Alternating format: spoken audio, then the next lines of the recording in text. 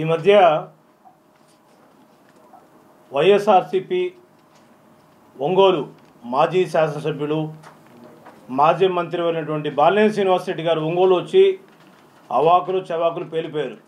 యాక్చువల్గా వచ్చి ఆయన ఉనికిని కాపాడుకోవడానికి వచ్చాడా లేదు అతను ఏదైనా అతని భవిష్యత్తు కోసం మరి కార్యకర్తలందరినీ ఇబ్బందులు పెట్టి ఈరోజు నట్టెట్లో వదిలేసిపోయినటువంటి బాలినేని శ్రీనివాసరెడ్డి చరిత్ర ప్రకాశం జిల్లాగా రాష్ట్ర స్థాయిలో తెలియాలా.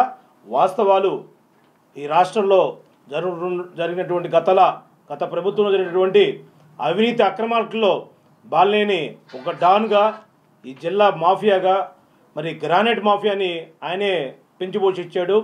అలానే సిద్ధా హనుమంతరావు గారి చేత ఇదే బాలినేని శ్రీనివాసరెడ్డిని నేను స్ట్రైట్గా ఒక క్వశ్చన్ వేస్తున్నా, దీనికి నువ్వు ఆన్సర్ చెప్పాలా.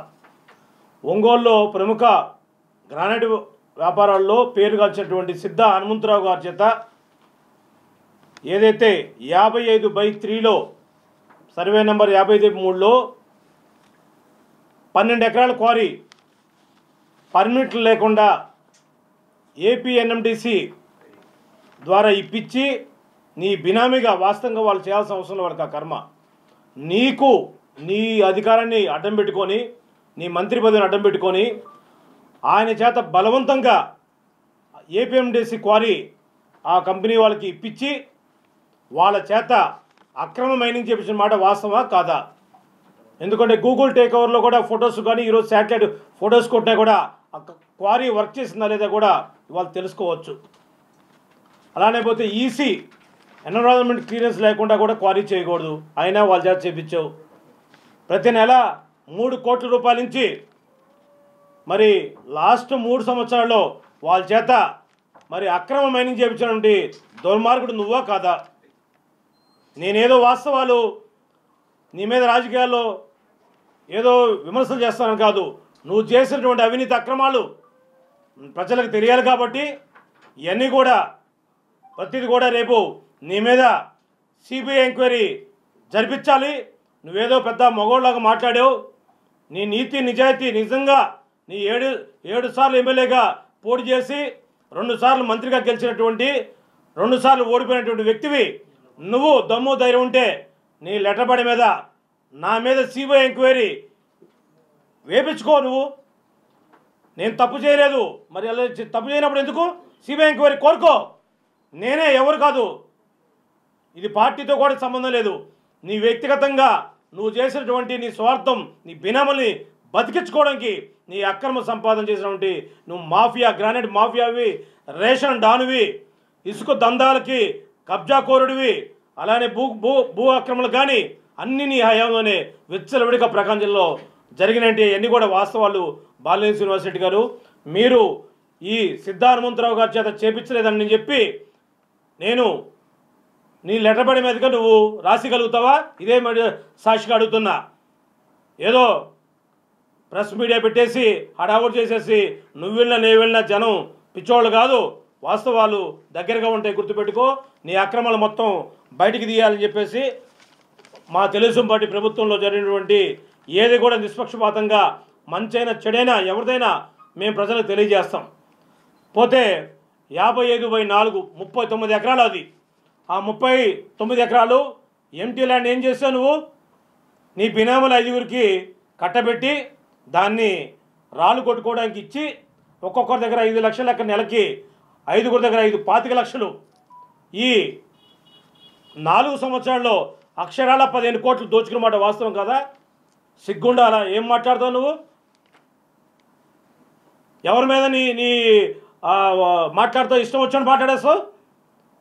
ఓపిక చెప్పు. నువ్వు చేసిన అవినీతి అక్రమాలు నేను అక్రమాలు చేయలేదు, నేను రెడీగా ఉన్నాను, నిష్పక్షపాతంగా సిబిఐ ఎంక్వైరీ రెడీగా ఉన్నాను చెప్పి లెటర్ మీద రాసి 24 గంటలు కాదు 48 గంటల టైము. ఈరోజు నేను ప్రెస్ మీట్ పెడుతున్నా 27వ తారీఖు. నువ్వు 29వ తారీఖు లోపల నువ్వు బహిరంగ వేయగలుగుతావా? నువ్వు ఇవ్వలేదంటే నువ్వు మోసగాడివి, అక్రమాలు చేసావని ఒప్పుకున్నట్టే. ఎందుకంటే నీ ఒళ్ళంతా ఈ క్రీడలో భాగంగా అవినీతికి కూరకపోయినటువంటి దుర్మార్గుడివి. ఇవాళ ఎవ్వరు తిట్టరు స్వామి, నువ్వు చేసిన పాపాలని ప్రజలు తరపున మేము మాట్లాడుతున్నాం. ఇది ఏది ఏమైనా కూడా మళ్ళీ పోతే ఈ చిలకలూరుపేట కోడపకొండ దగ్గర చిలకలూరుపేట వైఎస్ఆర్సీపీలో ఉన్నటువంటి విడుదల రజనీ గారు కానీ బాలినేని శ్రీనివాసరెడ్డి గారు ఇద్దరు కలిపి 100 హెక్టార్లు మరి మైనింగ్ లీజులు ఎస్సీ ఎస్టీ సంబంధించిన భూముల్ని వీళ్ళు కాజేయాలని చూస్తే ఆ రోజు నేను అప్పుడుంటే ముఖ్యమంత్రి జగన్మోహన్ రెడ్డికి నేను లెటర్ రాసి నేను పిటిషన్ పెడితే నీ క్వారీ 100 హెక్టార్లని ఆపించిన మాట వాస్తవా కాదా? ఆ భూములు మొత్తం కూడా ప్రభుత్వం తీసుకునే విధంగా నేను చేసిన దానిలో ఆ రోజు నువ్వు కావాలంటే ఈరోజు ఎంక్వైరీ కూడా వేపిస్తా దాని మీద కూడా. సో అది కూడా వచ్చేసి బొగ్గుకొండ కుక్కట్లపల్లి బల్లికూర మండలం వస్తుంది, ఒక పక్క మన కోటప్పకొండ బార్డర్ వస్తుంది. ఇలాంటి అవినీతి అక్రమాలు మొత్తం కూడా ఏదైతే ఎడవల్లి భూములు సంబంధించినవి కానీ చిలకలూరుపేట ఈ బల్లికూర మధ్యలో ఉండే ఎడవల్లి భూములు కానీ ఈ బొగ్గుకొండ కానీ ఈ కూకట్లపల్లి విలేజ్లో నువ్వు చేసిన అవినీతి అక్రమాలు మొత్తం మీద ఈ ప్రభుత్వం నిష్పక్షపాతంగా ఎంక్వైరీ చేసి ఇవన్నీ పెద్దిరెడ్డి సూర్యప్రకాష్ రెడ్డి ప్రతిదీ ఆధారం ఇచ్చి మాట్లాడతాడు, అవగాహన లేని మాట్లాడు. నువ్వు చేసిన ఏ మంచి చెడుని కూడా నువ్వు ఒక్కసారి మాట్లాడేటప్పుడు తెలుసుకోవాలి బాలినేని శ్రీనివాసరెడ్డి. తర్వాత నువ్వు ఏ పార్టీలో ఉన్నావో నీకే చెప్పుకునేటువంటి అసమర్థుడివి, అసమర్థ రాజకీయ నాయకుడివి, నీ విజ్ఞతకి కూడా వదిలేస్తున్నావు, అది మాకు అవసరం అనమాట. మా పార్టీ మీద మా వ్యక్తుల మీద మాట్లాడుతున్నావు కాబట్టి నేను ఈరోజు స్పందించాల్సి వస్తుంది. గతంలో నేను ఇక్కడ లేకపోయినా అందుబాటులో అయిపోయిన బెంగళూరు నుంచి తను మాట్లాడే మీద స్పందించి నేను వీడియోలు పంపించడం జరిగింది మీడియా సాక్షిగా. ఏది ఏమైనా కూడా ఈ మధ్య ఆర్యవయసు సంబంధించినటువంటి సమాజం సంబంధించిన సుబ్బారావు గుప్తా గురించి నువ్వేం మాట్లాడావు?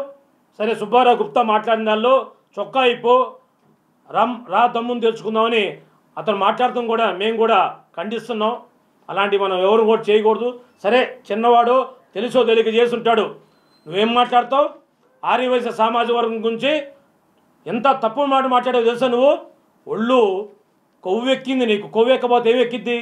ఆర్య సామాజిక వర్గం అంటేనే వాసవి కన్యకా పరమేశ్వరి వరపుత్రులుగా పొద్దున్న లేచి వాళ్ళు మంచి భక్తితో ఉండేటువంటి సామాజిక వర్గాన్ని ఏం మాట్లాడతావు? మాటలు చెప్పకూడదు కానీ మాట్లాడాల్సి వస్తుంది. లంజా కొడుకులారా అని చెప్పి అంటాడు, తప్పు కదా అది. అతను ఏదో సుబ్బారావు గుప్తా బట్టలు ఇప్పి అడవుట్ చేస్తున్నాడు, ఇది మీరే పోలీసు వాళ్ళు ఖండిస్తున్నారు, ఇది ఇటు మాట్లాడదా? నీది ఏమైనా ప్రాపర్టీ తప్పు చేయకపోతే నువ్వెందుకు? 100 మంది అయినా వస్తారు, అది కూడా ప్రాపర్గా పోవాలి కాబట్టి గైడ్లైన్స్ పరంగా. సరే, అదే విజ్ఞతకి సుబ్బారావు గుప్తా కూడా మా పార్టీ వ్యక్తి, అలాంటి మాట్లాడలు మనం మాట్లాడకూడదని కూడా నేను ఇదే మీడియా సాక్షి చెప్తూ, ఏదైనా కూడా నువ్వు ఆర్య సామాజిక వర్గాన్ని ఈరోజు వాళ్ళని ఇంత ఘోరమైనటువంటి మాటలు మాట్లాడి నువ్వు దాని ప్రభావం ఆల్రెడీ అనుభవించిన కూడా సిగ్గురాపాయ. ఏది కూడా ఒక్కసారి మాట్లాడేటప్పుడు విలువలతో రాజకీయాలు చేయాలి తప్పనిచ్చి వ్యక్తిగత విమర్శలకి ఎవరు కూడా మేము ఇప్పుడు మాకేం వ్యక్తిగతంగా ఏం లేదు. బాలినేని శ్రీనివాసరెడ్డి అవినీతి మరకల మీద ఆయన నిజాయితీని నిర్భయంగా మరి కోర్టులోనో మరి చట్టపరంగా ఉన్నటువంటి వాటి మీద ఎదుర్కోవాలా, దాన్ని భయపడిపోయి పక్కదారులు చూస్తూ నీ పార్టీ ఏందో నీకు దిక్కులేనటువంటి పరిస్థితుల్లో నువ్వు బతుకు స్వామి. ఎక్కడంటే ఎక్కడ ఇష్టం వచ్చాడు మా పార్టీ గురించి మాట్లాడితే మటుకు ప్రతి ఒక్కటి క్షుణ్ణంగా మేము ప్రభుత్వానికి కానీ ప్రభుత్వం సంబంధించినటువంటి ఏజెన్సీలకు కానీ చట్టపరంగా ఉన్నటువంటి జ్యుడిషియల్ వ్యవస్థల్ని నమ్మి న్యాయం జరిగే వరకు తన అక్రమార్కుల దగ్గర నుంచి భూములు విడుదల చేపిస్తాం. రాష్ట్రంలో నీ మీద అయితే దాదాపు 1400 ఎకరాలు మైనింగ్ భూములు మొత్తం దోచినటువంటి దుర్మార్గుడివి, నీ వీంగుడు పేరు మీద అవన్నీ కూడా తొందరలో వస్తాయి. మేము ఎవరిని కూడా కక్షగా సాధింపులు ఉండదు. ఈ ప్రభుత్వంలో తప్పు చేసిన వారి మీద కఠిన చర్యలు తీసుకోబడతాయి.